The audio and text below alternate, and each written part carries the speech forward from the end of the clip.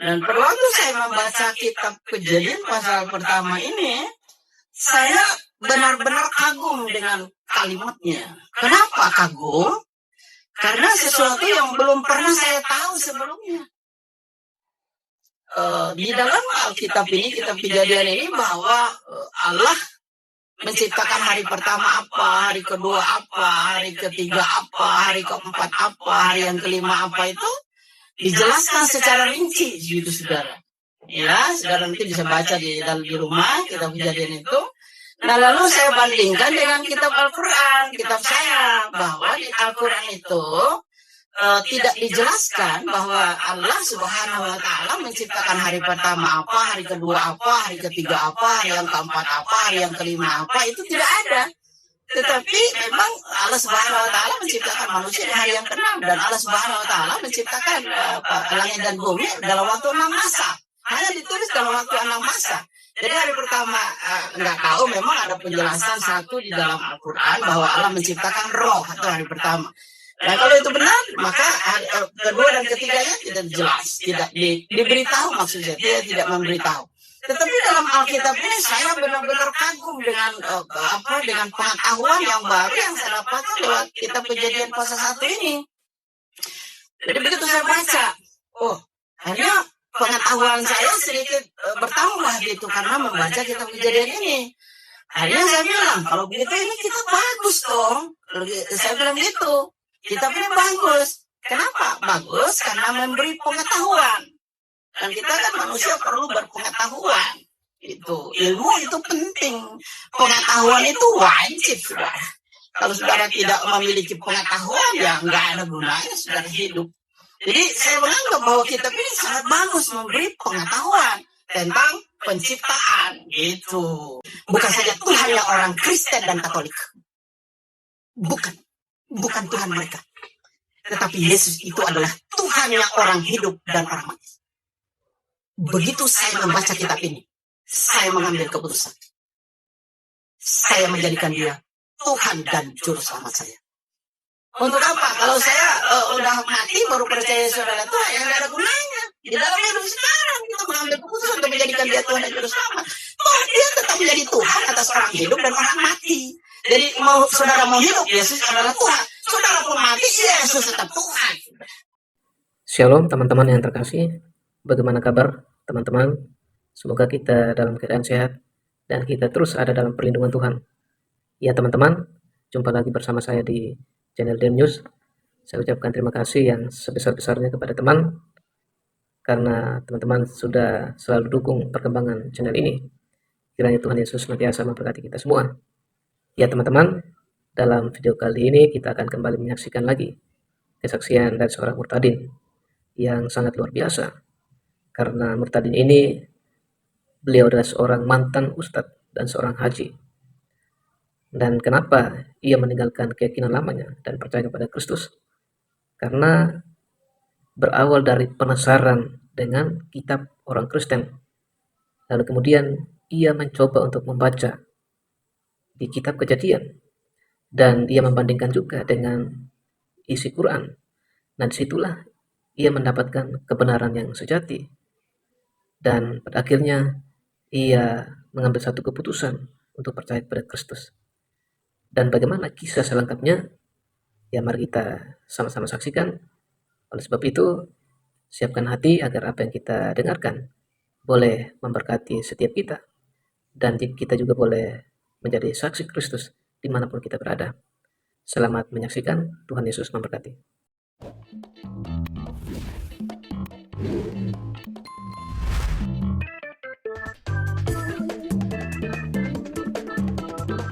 Terima kasih kepada Tuhan yang telah memberi waktu dan kesempatan untuk menyampaikan firman-Nya, namanya, dan kesaksian malam ini.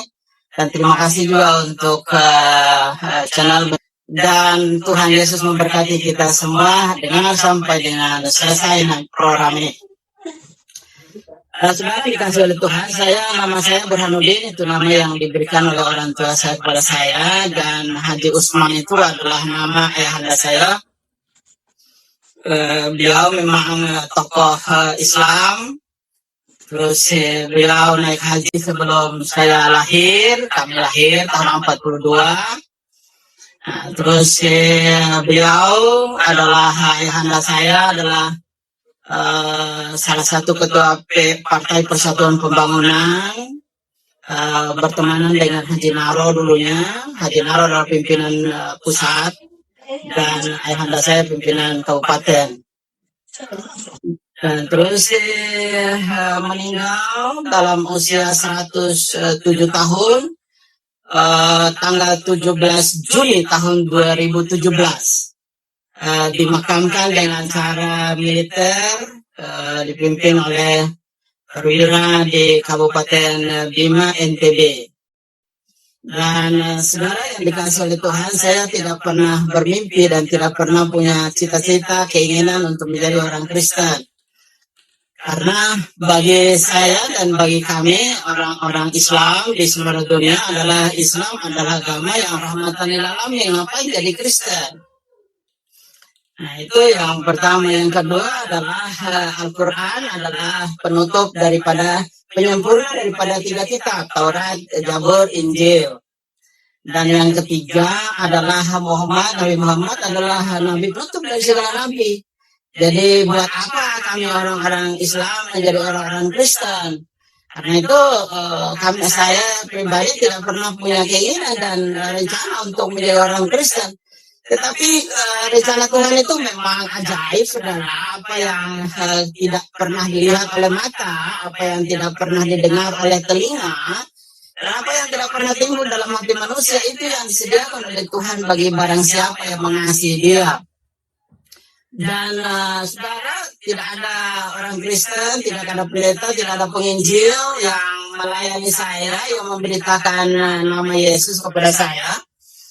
Tetapi pada waktu itu saya masih muda, belum berumah tangga. Saya ada di Jakarta, di kota Jakarta. Dan di kota Jakarta inilah saya diberikan Alkitab, dan itu hanya Alkitab, beliau tidak memberikan kesaksian nama Yesus itu siapa, tidak bersaksi, tidak melayani sesuai dengan apa yang ada padanya, tetapi dia hanya memberikan Alkitab kepada saya. Lalu saya bertanya sama beliau, Bapak bawa Alkitab kok banyak sekali, saya tanya gitu. Lalu itu di atas bus tahun 80-an, saudara. Tahun 81 gitu ya. Saya duduk di atas bus, lalu duduklah juga beliau. Lalu karena dia bawa 2 ikatan, kiri dan kanan, dia ikat dengan tali, terus ada dia bungkus dengan kertas minyak. Dulu yang warna putih ada kertas minyak, pada zaman-zaman bahela atau zaman-zaman dulu itu ada kertas minyak yang warna kuning. Lalu saya tanya sama beliau, Bapak bawa agenda kok banyak sekali, saya bilang begitu sama hamba Tuhan ini. Lalu dia jawab saya, ini bukan agenda deh, ini kitab suci orang Kristen katanya. Oh, akhirnya saya bilang, oh apakah Bapak orang Kristen? Oh, dia jawab saya bukan orang Kristen katanya. Nah, dia bilang, dia bukan orang Kristen, tetapi bawa Alkitab orang Kristen. Lalu saya bereaksi sedikit.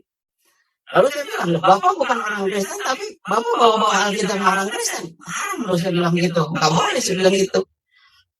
Oh, lalu dia jawab saya begini, saya ini bukan orang Kristen, tapi saya adalah pendetanya orang Kristen, kata dia. Oh, lalu saya makin kaget dengan kalimatnya, dia bukan orang Kristen, tapi dia adalah pendetanya orang Kristen. Hanya saya tanya lagi, saya selidiki lagi kalimatnya. Bapak bukan orang Kristen, tapi Bapak pendetanya orang Kristen. Apa bedanya pendeta sama orang Kristen? Oh, Tuhannya sama, kitabnya sama. Apa yang membedakan antara Bapak sebagai pendeta dan orang Kristen? Lalu dia jawab saya, oh beda, kata dia. Kami pendeta beda dan orang Kristen. Apa perbedaannya? Saya tanya. Oh, perbedaannya adalah kami pendeta sudah melakukan firman Tuhan 90%. Itu kata Bapak itu. Kami sudah melakukan firman Tuhan 90%. Kalau orang Kristen itu baru 25% kata dia melakukan firman Tuhan. Oh, saya kaget juga itu. Lalu akhirnya, ada agama apa? Saya Muslim. Saya bilang gitu. Saya langsung bereaksi. Lalu dia bilang, saya langsung aja bilang, saya Muslim. Oh, kata dia.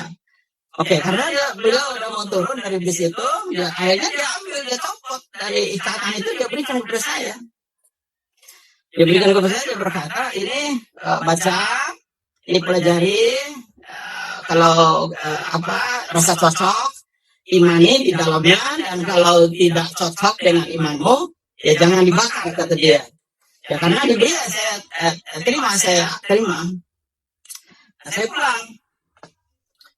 pulang ke rumah, lalu di dalam rumah itu saya kepingin mempelajarinya. Sudah 1-2 minggu Alkitab yang ada di kamar saya kepingin, penasaran, saya ingin membaca kitab orang Kristen ini apa sebenarnya isinya. Sebab saya dari kecil sampai dengan saat itu saya belum pernah membaca Alkitab ini, sudah isinya apa kitab orang Kristen ini gitu.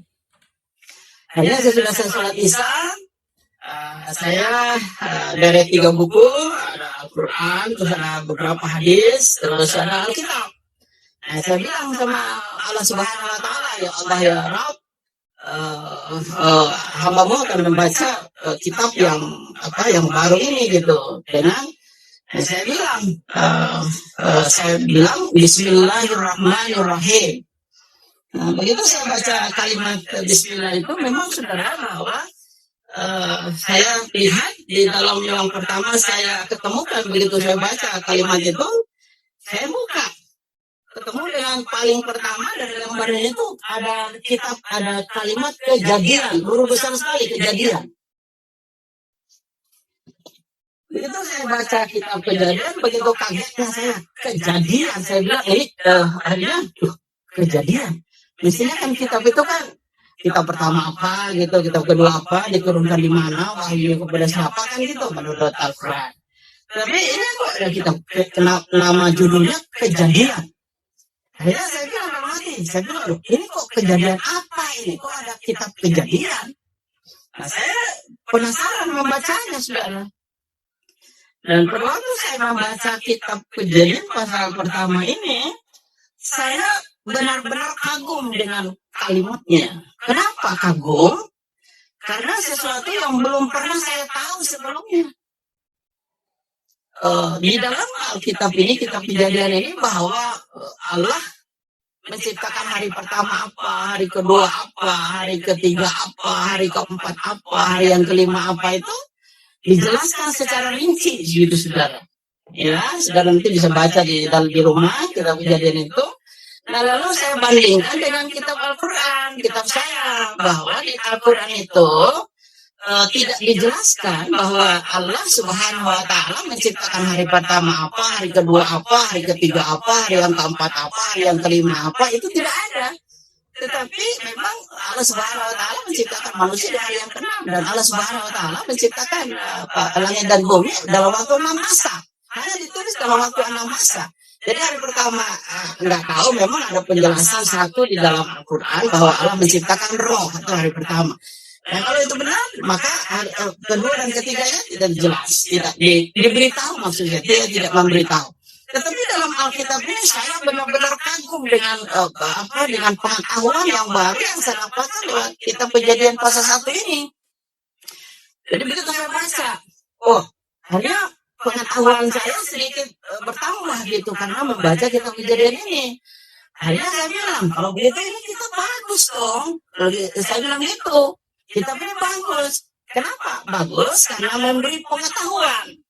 Dan kita kan manusia perlu berpengetahuan. Itu ilmu itu penting. Pengetahuan itu wajib, saudara. Kalau saudara tidak memiliki pengetahuan, ya nggak ada gunanya saudara hidup. Jadi saya menganggap bahwa kitab ini sangat bagus memberi pengetahuan tentang penciptaan itu. Dan lalu saya baca setiap malam, saya baca, ya lupa sama ngaji saking enaknya ini baca Alkitab. Saya tidak pernah ngantuk kalau baca Alkitab. Karena orang itu banyak ngantuk kalau baca Alkitab. Bukan yang di channel ini, bukan yang di sono-sono maksud saya. Nah, saya baca lagi. Ada penciptaan Adam. Terus dalam Kejadian ini ada namanya Kain dan Habil. Terus anak Adam di dalam Al-Quran itu Habil dan Qabil. Dua orang anaknya itu adalah Habil dan Qabil. Dan itu terus saya baca, kalau gitu ini bagus, kitab ini bagus ini. Nah, lalu ketemu dengan kisahnya Nabi Nuh dan lain-lain. Dan sejarahnya Nabi Nuh di dalam Alkitab dan dalam Al-Quran itu sama. 40 hari, 40 malam, datangnya banjir, datangnya hujan, banjir, dan manusia dan segala macam mati, hanya Nabi Nuh dan beberapa anak-anaknya, dan juga binatang yang berpasang-pasangan yang hidup. Jadi itu sama, kisahnya sama. Dan meningkat, saya terus-menerus baca hampir jam malam, sedikit baca karena kesukaan, karena memberi pengetahuan. Dan saya sangat sangat antusias, sangat semangat untuk membacanya sudah. Lalu akhirnya saya ketemu lagi dengan kisahnya leluhur segala agama. Leluhur segala agama di dalam Al-Quran adalah Nabi Ibrahim. Dan di dalam Alkitab adalah Abraham. Di dalam kitabnya bahasanya Yahudi adalah Afram. Abraham dalam bahasa kita, dan Nabi Ibrahim dalam bahasa Al-Quran. Dan saya baca, kita lihat, rupanya bagus ini kisahnya Abraham ini. Nah, terus ada anaknya, istrinya Sarah atau Sarai, terus istri yang kedua adalah Hagar. Dan lalu dari Hagar ini lahirlah Ismail, dan dari Sarah lahirlah Ishak. Dan berjalan dengan waktu Abraham yang saya baca dalam Alkitab ini beda dengan yang saya dapatkan di dalam Al-Quran. Gitu, apanya yang beda sejarah Abraham atau Nabi Ibrahim ini? Beda tentang yang dikorbankan. Dan kalau dalam Alkitab yang baru saya baca ini adalah Abraham mempersembahkan anaknya Ishak dalam Kejadian pasal yang ke-22 ayat 1 dan ayat yang kedua. Ambillah anakmu yang sulung itu yang engkau kasih itu, yaitu Ishak. Itu namanya disebutkan Ishak. Begitu saya baca namanya yang adalah Ishak, saya kaget. Loh, kok lain dengan dengan Al-Quran? Karena di dalam Al-Quran anaknya yang dipersembahkan itu adalah Ismail. Itu bukan Ishak. Nah, lalu karena perbedaan itu, lalu saya bertanya, ini dari sinilah dimulainya perjalanan spiritual saya itu. Karena berbeda, akhirnya saya berpikir, pasti ada satu yang benar di antara dua kitab suci ini. Mana yang benar, itu saya selidiki.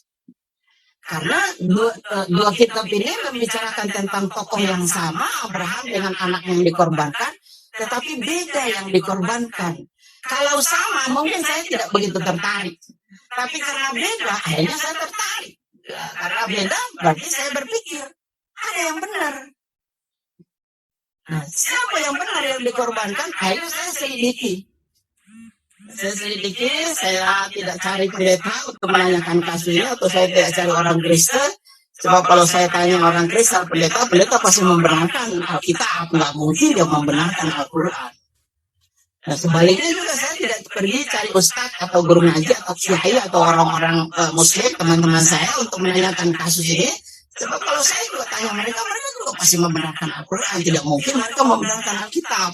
Gitu. Nah, di dalam pandangan saya,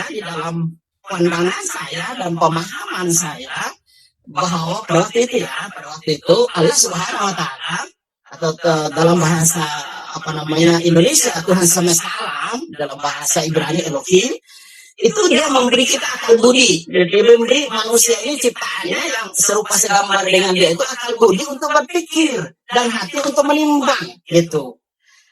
Tuhan tidak berbicara kepada pikiran manusia, otak manusia, tetapi Tuhan seringkali berbicara di hati manusia. Dan di dalam bahasa kalimat Arab itu adalah kolbu, tempat Tuhan berbicara kepada manusia. Nah, di dalam Alkitab itu adalah Tuhan, saya baca bahwa Tuhan tidak melihat rupa, Tuhan tidak melihat wajah, Tuhan tidak melihat jabatan, Tuhan tidak melihat harta. Tapi yang Tuhan lihat adalah hati, itu kolbu dalam bahasa Arab, bukan liver, itu berbeda, saudara.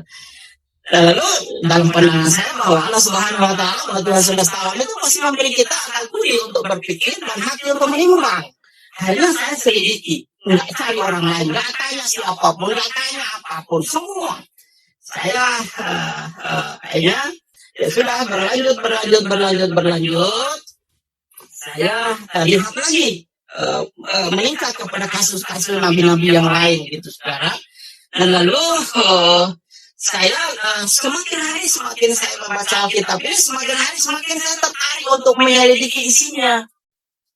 Nah lalu saya lihat lagi kisahnya Nabi Nabi Yakub, baca lagi kisahnya Nabi Yusuf, terus meningkat kepada kisahnya Nabi Musa yang diberikan dua lobah itu. Kisahnya Nabi Musa ini sama juga dengan kisahnya di dalam Al-Quran, kisahnya sama, lalu disebutkan secara rinci di dalam surat 2 Al-Baqarah. Al-Baqarah itu adalah sapi betina, itu sejarah perjalanannya bangsa Israel yang dipimpin oleh Nabi Musa dari Mesir menuju ke tanah perjanjian itu, yaitu Al-Baqarah atau sapi betina kalau dalam bahasa Indonesianya.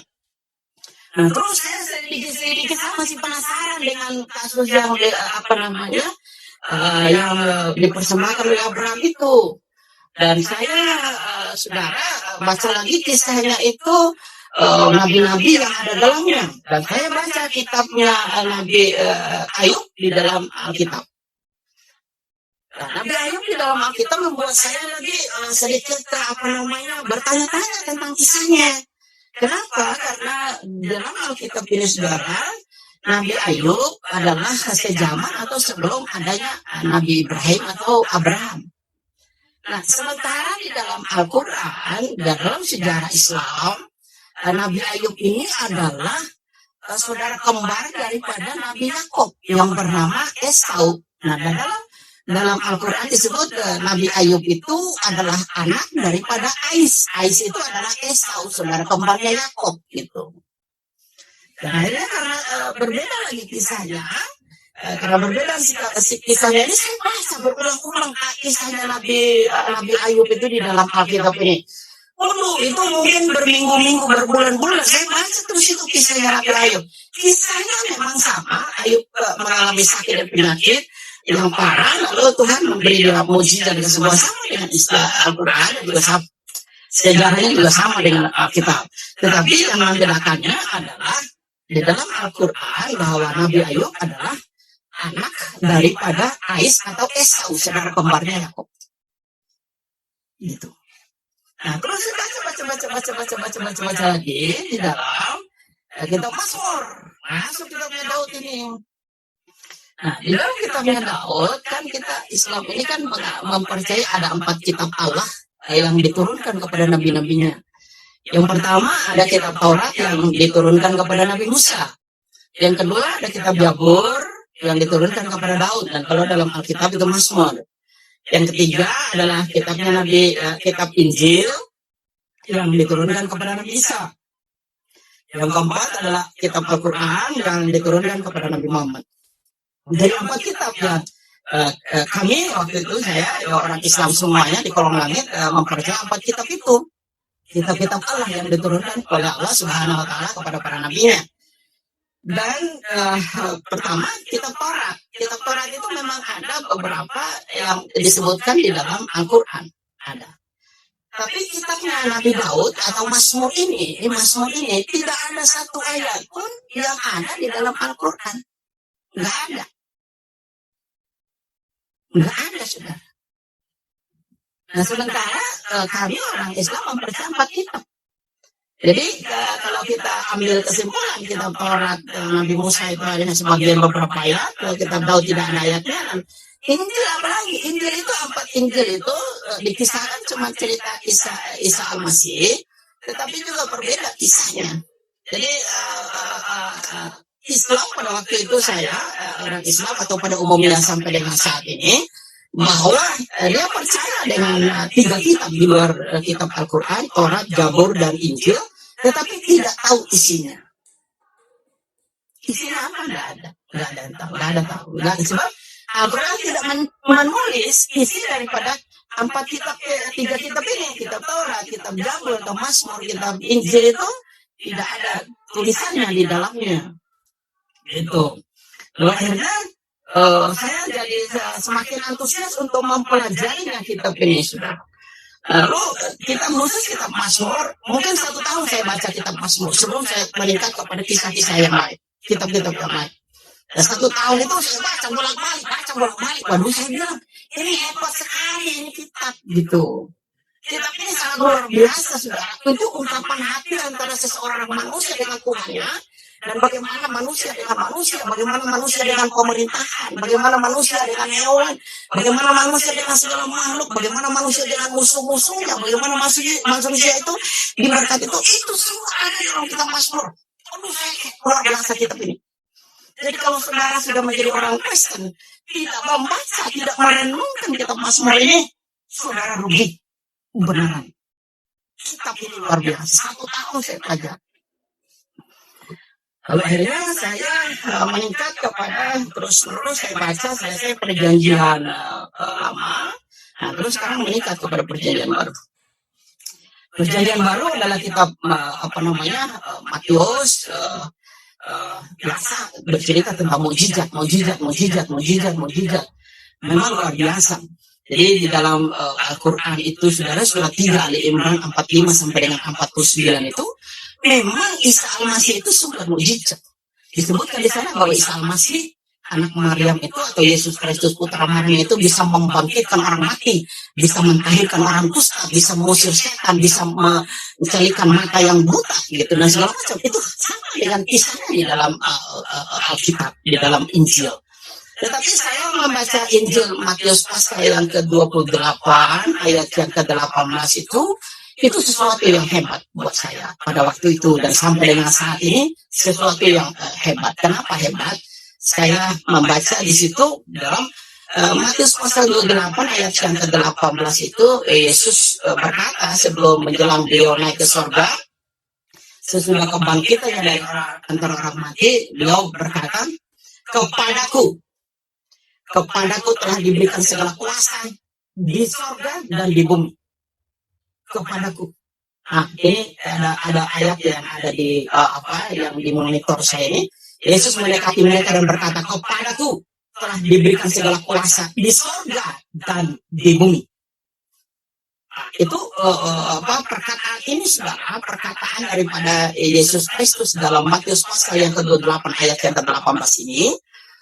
Itu kalau saya bisa mengambil dari kitab Al-Quran, suratnya yang ketiga ayat yang ke-49 itu, Allah Subhanahu wa Ta'ala berkata kepada Nabi Muhammad, Isabnu Maryam wajihal fid dunya wal akhirah. Jadi cocok ini dengan kitab Matius pasal 28 ayat 18. Apa artinya Isabnu Maryam wajihal fid dunya wal akhirah? Allah Subhanahu wa Ta'ala berfirman, menyampaikan pesan lewat malaikat Jibril kepada Nabi Muhammad, katakanlah bahwa Isa putra Maryam, dialah yang terkemuka di dunia dan di akhirat. Ini Allah Subhanahu wa Ta'ala ngomong lewat malaikat Jibril untuk disampaikan kepada Nabi Muhammad. Katakanlah bahwa sesungguhnya, kata Allah Subhanahu wa Ta'ala, sesungguhnya Isa putra Maryam, dialah orang yang terkemuka di dunia dan di akhirat. Tadi Matius pasal 28 ayat 18, Yesus berkata, kepadaku telah diberikan segala kuasa di sorga dan di bumi. Sama itu. Sama. Allah Subhanahu wa Ta'ala melalui malaikat Jibril kepada Nabi Muhammad menyampaikan bahwa Isa putra Maryam, dialah yang terkemuka di dunia dan di akhirat. Yesus sendiri berkata, kepadaku telah diberikan segala kuasa di sorga dan di bumi. Mantap. Saya menemukan kalimat itu. Saya sambung dengan Al-Quran. Oh, ini sebenarnya. Ini. Akhirnya saya baca-baca kembali, saudara, di dalam Markus biasa, Lukas biasa, dan Yohanes juga biasa. Tetapi kitab Injil Yohanes itu memberi anugerah yang sungguh luar biasa bagi saya pada waktu itu sampai sekarang. Maka selama saya meninggal, sampai saya hidup di bumi, sampai saya meninggal, dan itu ayat pegangan. Apa bunyinya Yohanes pasal 1? Saya baca kitab Yohanes pasal 1. Pada mulanya adalah firman, firman itu bersama-sama dengan Allah, dan firman itu adalah Allah. Ayat 14 berkata, firman itu telah menjadi manusia dan diam di antara kita. Bahasa Arabnya adalah kun fayakun. Jadilah dia menjadi manusia. Saudara, kalau saudara baca kalimat-kalimat ini, aduh itu rugi kalau saudara tidak menjadi orang Kristen. Rugi, sangat rugi. Bayangkan aja tuh, cuma baca. Saya lihat pada ayat yang pertama. Ayat pertama apa dikatakan di situ? Dia berkata, perhatikan saudara. Pada mulanya adalah firman, titik koma. Firman itu bersama-sama dengan Allah. Dan firman itu adalah Allah. Ayat 2. Ia pada mula-mulanya bersama-sama dengan Allah. Ayat yang ketiga. Ayat yang ketiga. Segala sesuatu dijadikan oleh dia. Tanpa dia tidak ada satupun yang telah jadi dari segala yang telah dijadikan. Ayat 14-nya kita lompat. Apa ayat 14-nya? Firman itu telah menjadi manusia. Firman itu telah menjadi manusia. Sekarang manusia siapa yang firman ini menjadi manusia itu? Bukan manusia semua manusia. Firman itu telah menjadi manusia yang bernama Yesus Kristus. Dan di dalam Al-Quran, Isa Al-Masih itu lahir karena firman dan roh Allah. Dan di dalam suratnya yang surat 2 Al-Baqarah ayat yang ke-87, itu Isa Al-Masih itu disertai dengan Roh Kudus. Isa kalimatuhu wa rohullahu. Jadi Isa itu adalah firman Allah dan kalimat Allah.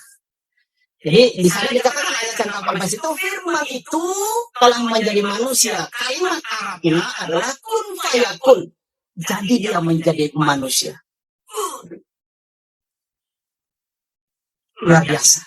Saya meningkat kepada iman, harapan dan iman saya terus menerus membaca. Lembar demi lembar saya baca. Lembar demi lembar, pasal demi pasal, buku demi buku saya baca. Saya tidak membaca secara acak, tapi saya membaca secara secara kontinu gitu, saudara, supaya saya tidak kehilangan rahasia yang ada di dalamnya. Terus saya baca lagi ayatnya yang dalam Injil Yohanes pasal yang ke-14, ayatnya yang ke-1 sampai dengan ayat yang ke-6 dan ayat sampai dengan ayat yang ke-8. Tolong yang bisa buka, kita baca ini. Atau ayatnya yang ke-6 sampai 8 aja, kita kepanjangan ayat, kehabisan waktu nanti. Ya, ayat-ayat yang sangat fenomenal diketahui oleh banyak orang Kristen, pendeta, penginjil, murtadin. Bahkan ayat ini juga menjadikan alat untuk orang-orang yang tidak percaya kepada Yesus Kristus, yang mereka mengatakan kalau Yesus itu jalan, berarti Yesus itu bukan Tuhan, karena dia hanya penunjuk jalan.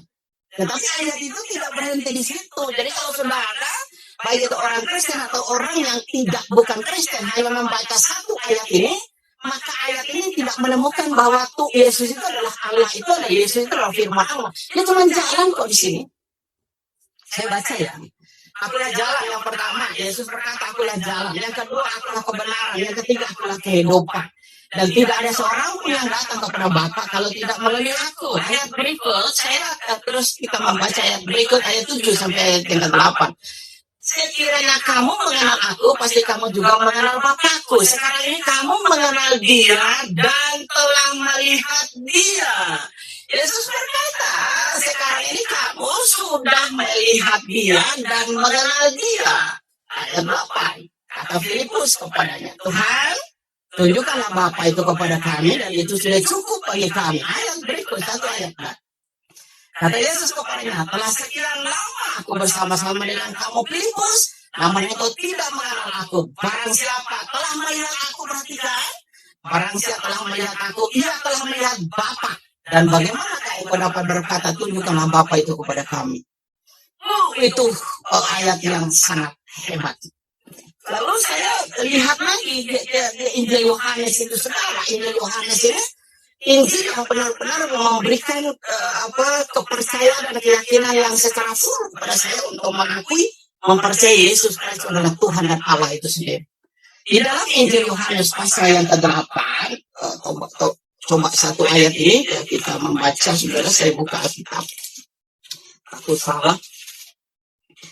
Di dalam Injil Yohanes pasal yang ke-8 itu ayatnya yang ke 22 mulai di situ.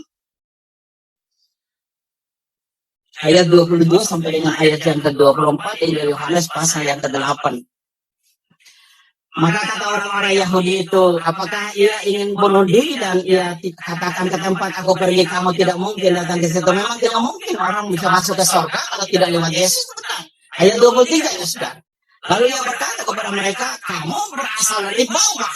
Dia berkata, kamu, kita semua manusia ini berasal dari bawah. Aku dari atas. Tuh kata Yesus. Itu bukan kata Paulus. Ini kata Yesus. Perkataan yang keluar dari mulut Yesus yang mengatakan, aku dari atas, kamu dari bawah. Kamu dari dunia, aku bukan dari dunia. Kalau Yesus mengatakan dia bukan dari dunia, lalu dia siapa? Kalau dia bukan dari dunia, siapa? Karena semua sejak dari zamannya Nabi Adam manusia pertama itu, sampai dengan nanti manusia terakhir, itu ada di dalam dunia, datang dari dunia, diciptakan dari tanah di dalam dunia. Lalu Yesus ini berkata, kamu dari dunia, aku bukan dari dunia. Lalu kalau bukan dari dunia, dari mana? Kan hanya ada dunia dan sorga. Gitu, saudara. Berarti dia datangnya dari sorga. Kita baca terus ayat berikut. Ayat berikut. Karena itu tadi aku berkata kepadamu bahwa kamu akan mati dalam dosamu jikalau kamu tidak percaya bahwa akulah dia dan kamu akan mati dalam dosamu. Yesus berkata, sesudah dia berkata, aku dari atas, kamu dari bawah, aku dari surga, kamu dari dunia. Yesus lagi menyampaikan perkataan yang sangat tegas dan secara terang benderang dia berkata bahwa kalau kamu tidak percaya bahwa aku adalah dia, Tuhan semesta alam itu, maka kamu akan mati dalam dosamu. Sudah. Dari barang siapa yang mempercayai Yesus Kristus adalah Tuhan, dia adalah Allah itu sendiri, maka dia benar. Maka dia benar. Oke, kita lanjut. Saya kembali lagi kepada kitab sedikit Al-Quran, saudara. Saya kembali buka Al-Quran lagi. Di dalam kitab Al-Quran, bahwa manusia pertama yang bernama Adam itu, saudara, itu sebelum jatuh dalam dosa, itu tempat tinggalnya bukan di bumi, tapi di sorga. Bukan di bumi, tapi di sorga. Dan di dalam Alkitab, kitab Kejadian tadi, bahwa Adam manusia pertama itu tempat tinggalnya di bumi, bukan di sorga. Ada Taman Eden yang dibuat oleh Tuhan untuk mereka tinggal. Dan Taman Eden itu dikelilingi oleh 4 sungai. Dan sungai itu ada di bumi, bukan di langit, bukan di sorga. Ada sungai Tigris, ada sungai Efrat, ada sungai Gihon, ada sungai apalagi Pison. Itu ada 4 sungai yang ada di dalam yang mengelilingi Taman Eden. Jadi memang dari awalnya, saudara, bahwa dua kitab ini memang sudah berbeda. Tentang penempatan manusia pertama Nabi Adam sebelum jatuh dalam dosa, Al-Quran mengatakan bahwa dia ada di sorga, di langit. Sementara di dalam Bible, manusia pertama sebelum jatuh dalam dosa ada Taman Eden. Dan sesudah dia jatuh dalam dosa, dia diusir keluar dari Taman Eden itu. Dan dalam Islam, bahwa sesudah Nabi Adam itu makan buah itu, lalu diturunkan dari sorga ke bumi. Jadi memang sudah berbeda. Karena perbedaan itu, maka saya yang namanya Burhanuddin Haji Usman mengambil keputusan untuk mempercayai Alkitab sebagai kebenaran yang hak, yang mutlak, yang tidak bisa dibantah. Itu menurut pandangan saya.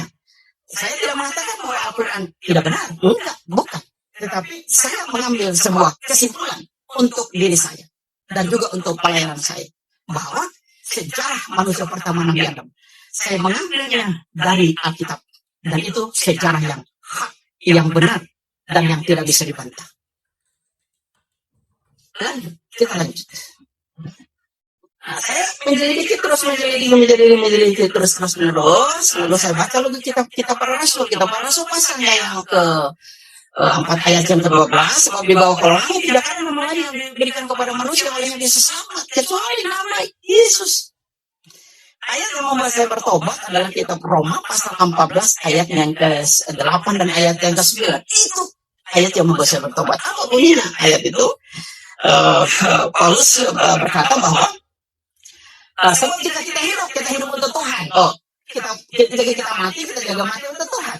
Jadi baik hidup atau mati, kita adalah milik Tuhan. Milik Tuhan. Ayat yang ke-9-nya.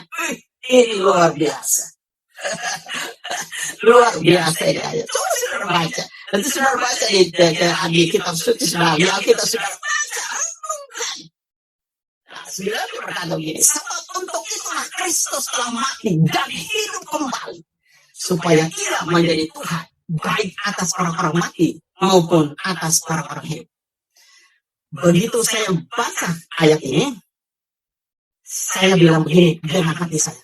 Waktu itu belum jadi Kristen, masih Muslim, misalnya dari sholat. Saya mengambil keputusan dengan ayat ini.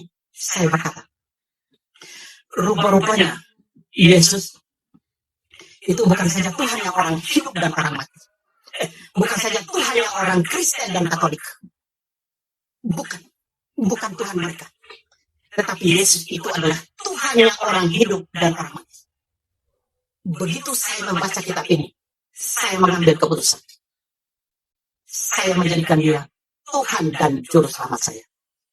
Untuk apa? Kalau saya udah mati baru percaya saudara Tuhan, yang gak ada gunanya. Di dalam hidup sekarang kita mengambil keputusan untuk menjadikan dia Tuhan dan Juru Selamat. Oh, dia tetap menjadi Tuhan atas orang hidup dan orang mati. Jadi saudara mau hidup, Yesus adalah Tuhan. Saudara pun mati, Yesus tetap Tuhan. Nggak dibantah, itu kita suci. Itu firman Tuhan. Saudara mau bantah bagaimana? Makanya Yesus bilang, nggak ada seorang pun yang sampai ke surga kecuali lewat gua, kata Tuhan Yesus. Itu hebat. Makanya nabi-nabi semua nabi-nabi itu kuburnya ada di bumi sekarang. Kuburnya semua ada. Nabi Muhammad masih ada di Madinah kuburnya. Yesus ada kuburnya, kosong kuburnya. Kosong sudah. Yesus sudah naik ke surga.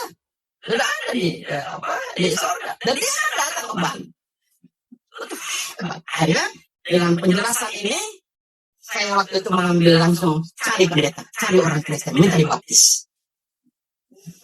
Saya sudah menemukan Tuhan yang benar-benar Tuhan dalam hidup saya, yang akan menuntun hidup saya, akan memimpin hidup saya, dan menyertai hidup saya. Dan dialah hidup saya, dialah Tuhan bagi saya, dialah Juru Selamat saya, dan saya adalah anaknya, saya adalah biji matanya, saya adalah kekasihnya. Saya cari pendeta. Cari pendeta, tidak ketemu karena saya nggak pernah gaul dengan pendeta dan orang Kristen karena mereka suka makan babi.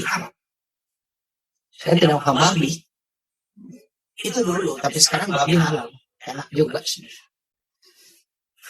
Enak. Lalu saya ketemu dengan seorang ibu, namanya Ibu Christine Opesi. Bu Christine Opesi ini adalah ibu-ibu orang Ambon, bergereja di jalan di daerah Jalan Kramat Raya Jakarta Pusat. Itu ada gereja GPDI dipimpin oleh Om Hani Mande atau Bapak Pendeta Hani Mande senior dari segala pendeta. Dan pada waktu itu saya tidak masuk ke dalam gereja, saya di luar di seberang jalan, karena jalan itu dari sini menuju ke Kramat, ada gereja itu dari sebelah kiri, dan saya di sebelah kanan, jauh nyebrang jalan. Saya akhirnya kira-kira jam 7:30 atau jam 7 malam gitu, keluarlah Ibu Christine ini menyeberang jalan.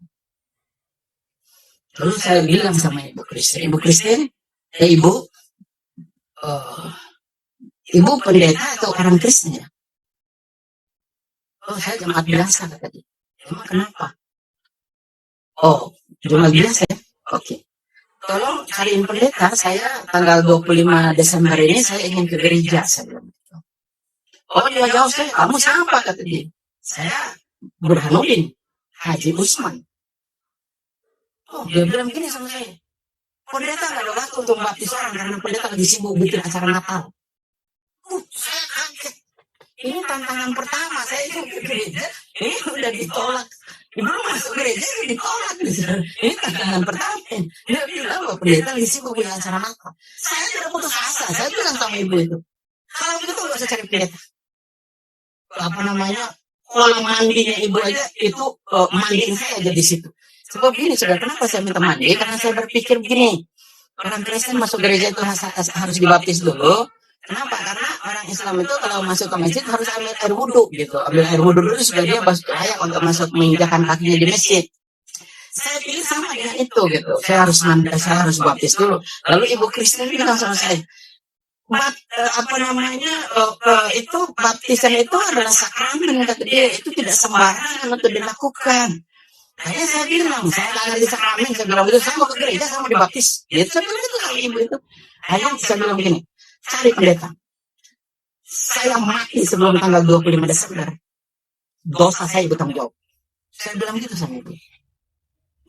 Akhirnya dicari pendeta. Ketemu dengan pendeta tadi juga sudah almarhum kira-kira 8 tahun yang lalu. Namanya pendeta Masani orang Padang. Saya dilayani dari jam 6 pagi sampai dengan jam 9. Dan dari jam 9 itu saya dibawa kancol dan saya baptis. Dan saya lahir baru. Saya aktif di gereja GBI Marsara Jakarta. Saya diangkat jadi pendeta. Terus saya menjadi tugas di ladang misi sampai dengan saat ini. Kembali kepada intinya tadi, intinya Abraham tadi. Kembali kepada inti. Sebelum saya ini kembali kepada inti yang Abraham tadi. Lalu siapakah yang dipersembahkan oleh Abraham itu? Nah, saudara bisa googling di internet malam ini atau besok cari informasi di internet. Saudara ketik begini. Ketik Imam Masjidil Al-Aqsa, bukan Al-Aqsa, Istiqlal. Ketik Profesor Najaruddin Umar, Imam Masjid Istiqlal, yang menyampaikan bahwa anaknya yang dikorbankan Abraham itu adalah tidak secara letterlek ditulis dalam Al-Quran adalah Ismail. Kata beliau demikian. Saudara nanti dicek supaya saya tidak berdusta dan mencemarkan nama beliau, karena beliau bagaimanapun adalah imam besar Masjidil Istiqlal Jakarta. Dan itu beliau bilang bahwa memang tidak ada penjelasan secara terang benerang bahwa Nabi Ibrahim mempersembahkan anaknya Ismail di dalam Al-Quran. Nah, itu yang pertama. Nah, di dalam link itu saudara ketik itu tadi, siapa sebenarnya Abraham mempersembahkan anaknya siapa? Nanti saudara menemukan. Nah, penjelasan yang kedua adalah memang sejak dari Nabi Muhammad ada bersama dengan sahabat-sahabatnya, para sahabat-sahabat Nabi, itu memang sudah ada perselisihan di antara yang dikorbankan oleh Nabi Ibrahim ini. Ada satu kelompok sahabatnya yang mengatakan bahwa yang dipersembahkan oleh yang dikorbankan oleh Nabi Ibrahim adalah Ismail. Ada satu kelompok sahabatnya lagi yang mengatakan bahwa bukan Ismail yang dikorbankan, tetapi adalah Ishak. Dan kelompok yang mengatakan bahwa yang dikorbankan oleh Nabi Ibrahim adalah Ishak adalah orang paling dekat dengan Nabi Muhammad. Siapa orang paling dekat? Dan itu panglima perangnya Nabi Muhammad. Orang terdekatnya Nabi Muhammad namanya Umar bin Khattab. Umar bin Khattab, nanti saudara klik di internet ya, coba cari tahu. Nah, sekarang ini zaman sudah terbuka, tidak ada yang bisa ditutup, sudah terbuka semua ya, orang bisa googling, orang bisa cari di internet. Apapun yang saudara cari di internet di dunia sekarang, saudara bisa dapat di Google. Saudara ketik itu. Dan Umar bin Khattab, tangan kanannya orang kepercayaan Nabi Muhammad bilang bahwa yang dipersembahkan oleh Nabi Ibrahim adalah Ishak dan bukan Ismail. Saya mengambil dari perkataan yang Profesor Najaruddin Umar dan juga perkataan daripada tangan kanannya Nabi Muhammad namanya Umar bin Khattab, dan juga dikuatkan kembali oleh kitab Kejadian pasal yang ke-22 ayat yang pertama bahwa anaknya yang dipersembahkan itu adalah Ishak. Jadi mengambil dari itu secara pribadi, saya tidak menyinggung agama, saya tidak menyinggung nabi orang, tetapi untuk saya mengambil sebuah kesimpulan dan keputusan bahwa sejarah nabi yang paling sempurna adalah Alkitab. Alkitab. Nggak ada lagi sejarah nabi yang paling sempurna. Saudara mau cari sejarah siapa yang paling sempurna? Di kitab mana? Nggak ada. Di nabi mana? Nggak ada. Di agama mana? Nggak ada. Kitab yang paling sempurna, sejarah manusia, sejarah nabi, sejarah alam semesta yang paling sempurna, kecuali Alkitab. Makanya pesan saya, saudara, baca Alkitab itu, renungkan Alkitab itu, pelajari isinya, dan lakukan perintahnya. Saya sudah, Alkitab saya ini sudah bolak-balik, sudah bolak-balik. Alkitab saya ini sudah tidak berbentuk, saudara. Alkitab ini sudah kacau balau satu dengan yang lain, udah nggak ada isinya, saudara. Saya sudah ratusan kali ini mempelajari ini Alkitab dari kitab Kejadian sampai dengan kitab Wahyu, saudara. Bahkan saya menghafal dan tuh kitab saya tuh. Kitab saya itu sudah seperti ini. Nanti saudara, nanti kita uji pengetahuan saya tentang menghafal Alkitab. Mungkin ini satu-satunya pendeta, satu-satunya murtadin, satu-satunya penginjil, satu-satunya orang Kristen yang menghafal pasal demi pasal, perikop demi perikop untuk sementara Burhanuddin Haji Usman. Saya belum ketemu yang lain. Saya senang mempelajari, membaca kitab itu. Pelayanan demi pelayanan satu waktu gini. Itu tadi kesaksian tentang perubahan iman, dan sekarang tentang kesaksian pelayanan. Satu waktu kira-kira tahun 2000 atau 2000-an, saya diundang ke kota Melbourne di Australia. Yang mengundang adalah Pak Obed atau Ibu Rachel di GBI-nya Pak Niko, ya saudara, di Jakarta. Lalu diundang ke sana dan saya nginap di rumahnya ketua masyarakat Indonesia yang ada di Melbourne, namanya Bapak Barnabas Tom. Dan saya bikin kebaktian beberapa tempat, ada orang-orang Indonesia yang ada di Melbourne, nama gerejanya IPC Indonesian Presenter. Itu anak-anak muda semua, pendetanya Bapak Agus. Dan lalu ada khotbah di GPIB, terus ada beberapa gereja, persekutuan doa. Dan terus malam 2 atau 3 hari semenjelang saya kembali ke Jakarta, itu kami bikin seminar. Seminar adalah seminar tentang agama dan kitab-kitab. Dan itu memang pemakanan saya, saudara. Nah, lalu ada seseorang di situ yang bukan orang Kristen datang. Namanya Pak Semaji datang. Dia datang menemui saya dulu. Dia berkata, Pak Pendeta, saya datang ke sini ingin mengetahui tentang apa yang dihotbahkan atau diajarkan oleh Bapak, kata dia. Saya sih Muslim, kata dia bilang gitu. Tapi menurut saya agama sama aja, kata dia.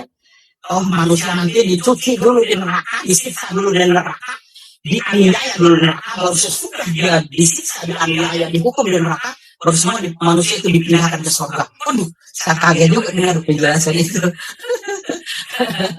Kalau semua manusia masuk neraka, ngapain Yesus datang? Ngapain utus nabi-nabi? Ngapain dilarang ini, dilarang itu? Tahu nanti semua akan mendapatkan hukuman di sana, dipindahkan ke surga. Tuhan Yesus bilang, saya bilang, Tuhan Yesus bilang begitu. Manusia hidup sekali, sesudah itu dia dihakimi. Udah, nggak ada lagi. Kalau masuk neraka, neraka kekal. Kalau masuk surga, surga kekal. Emang neraka tempat kita kos? Emang neraka tempat kita sewa? Emang neraka tempat kita kontrak? Selesai kos, selesai sewa, selesai kontrak, lalu kita pindah. Kan enggak. Sekali di neraka aja, sekali di surga aja. Udah.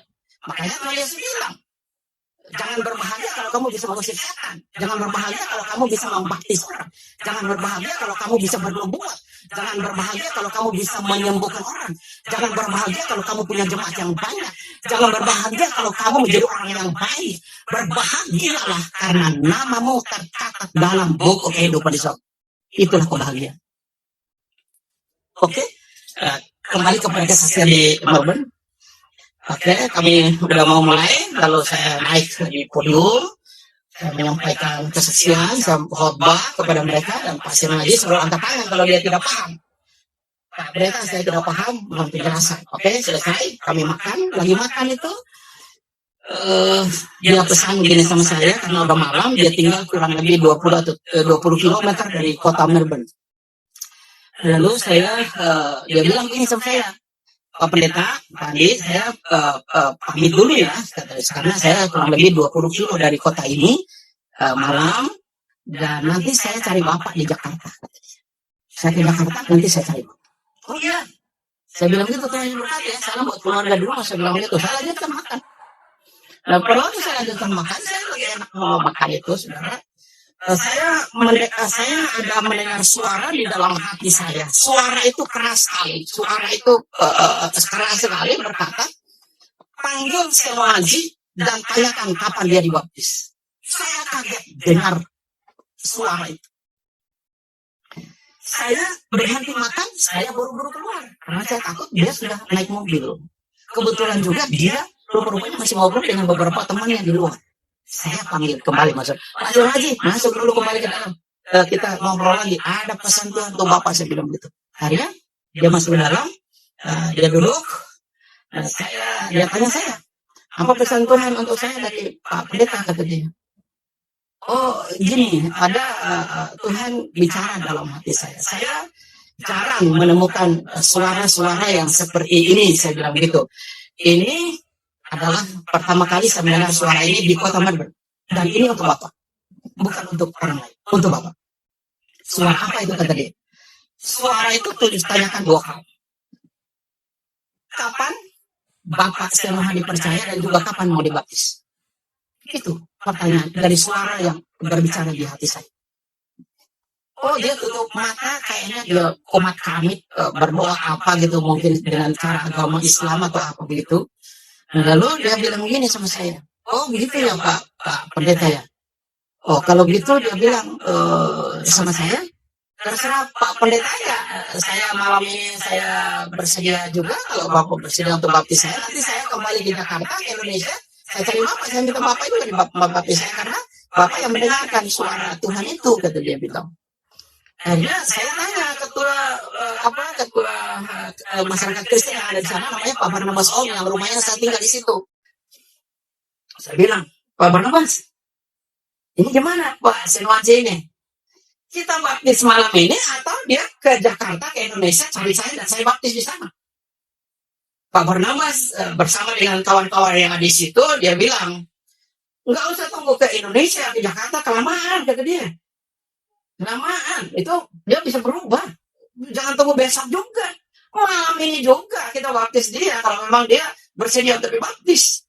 Nah, saya tanya, Pak Senoaji bersedia? Bersedia. Kalau itu suara hati yang Bapak terima dari Tuhan, saya bersedia, kata dia.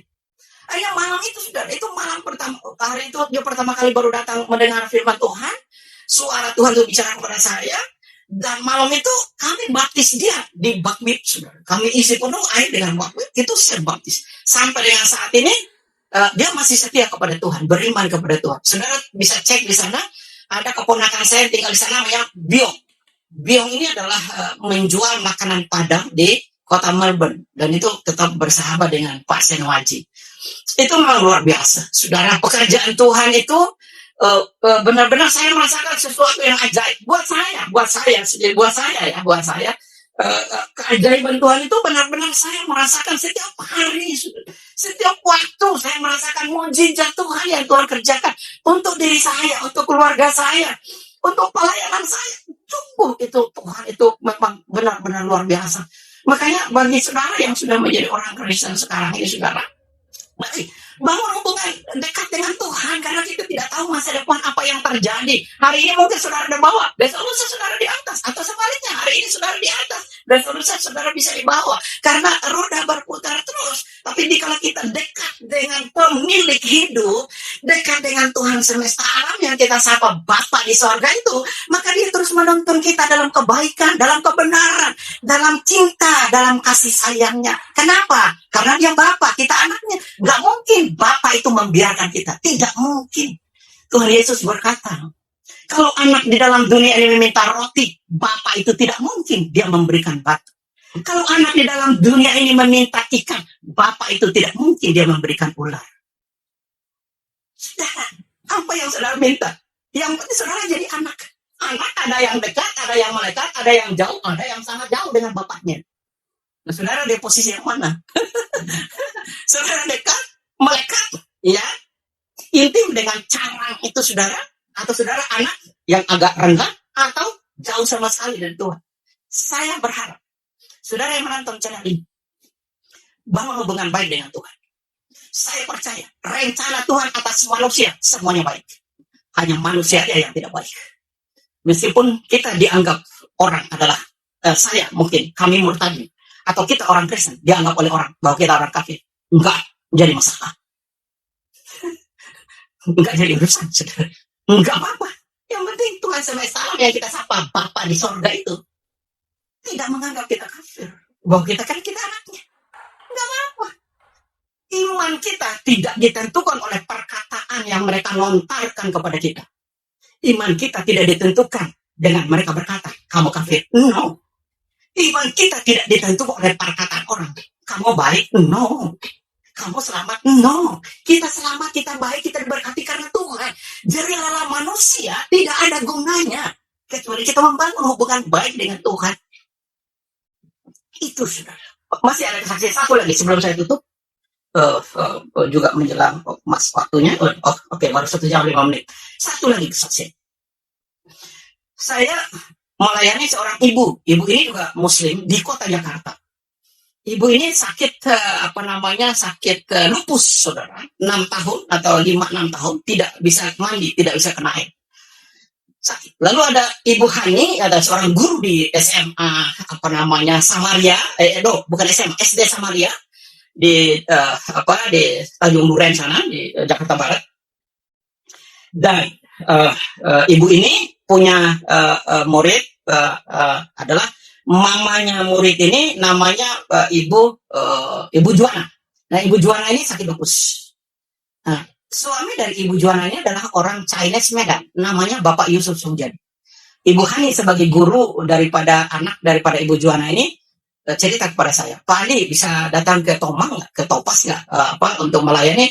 Ada mama daripada murid saya kena lupus sudah 5-6 tahun ini, itu dia tidak bisa mandi dan tangannya itu sudah kaku karena lupus gitu. Jadi saya datang, saya minta alamat, saya datang ke Tomang, datang, saya layani, saya beritakan tentang Yesus Kristus adalah Tuhan. Nah, saya beritakan tentang mukjizat-mukjizat, saya beritakan tentang Tuhan itu baik, Tuhan tidak pernah memberikan penyakit, tetapi kalaupun kita sakit Tuhan menyembuhkan. Nah, saya cerita, akhirnya udah 2 kali seminggu saya datang.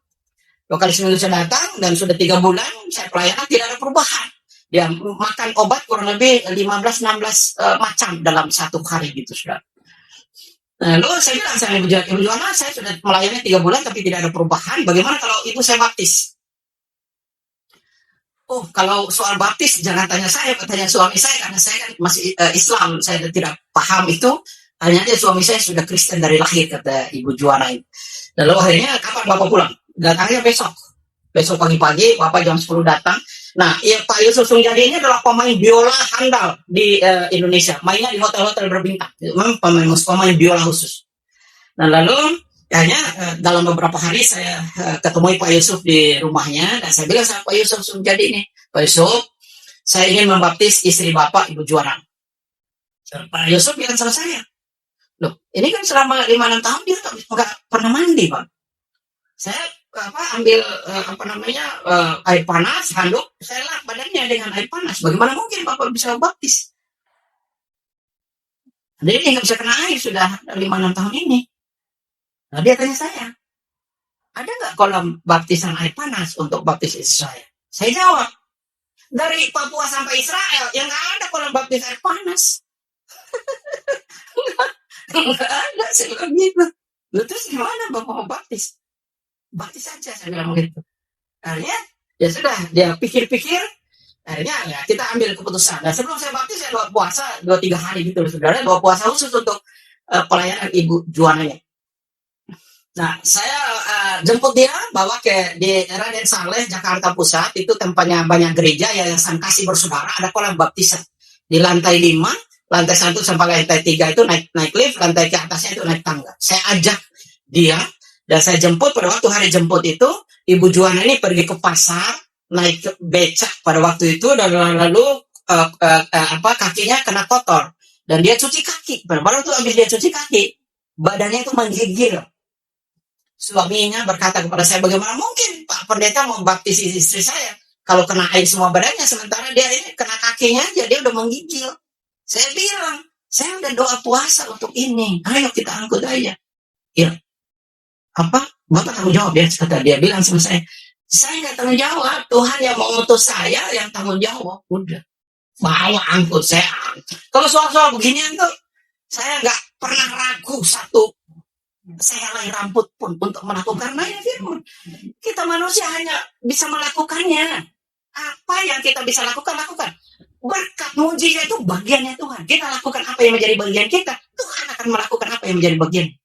Saya angkut bawa ke Raden Saleh Jakarta Pusat, ya saya kasih saudara yang saya sebutkan.